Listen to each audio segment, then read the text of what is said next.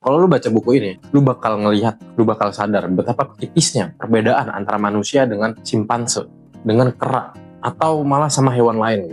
Judulnya Shadow of Forgotten Ancestor, karyanya Carl Sagan. Tapi kali ini Carl Sagan itu nggak nulis buku ini sendirian. Kali ini dia ditemenin sama istrinya yang bernama Andrew Yan. Buku ini itu bakal nunjukin ke kita perjalanan leluhur umat manusia dari awal bumi terbentuk sampai kayak kita sekarang ini. Di sini kita juga bakal melihat bahwa budaya, sistem sosial, dan juga moral itu nggak cuma kita doang yang punya, nggak cuma manusia doang yang punya. Bahkan hewan-hewan lain pun itu punya hal-hal yang serupa.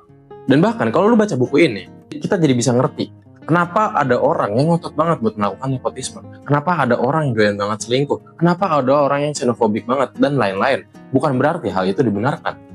Di kata mengantar buku ini, Carl Sagan dan juga Andrew Yan itu mengibaratkan manusia yang nggak tahu leluhurnya itu udah kayak anak kecil yang baru lahir terus ditinggal di teras rumah orang lain. Kita nggak tahu kita ini siapa, kita nggak tahu leluhur kita ini kayak gimana, kita nggak tahu nama kita siapa, kita nggak tahu orang tua kita tuh siapa gitu. Dan atas ketidaktahuan kita itu, jadinya kita tuh membuat-buat cerita yang bikin kita tuh jadi arogan, yang bikin kita tuh jadi ngerasa kita tuh makhluk yang paling spesial di muka bumi gitu.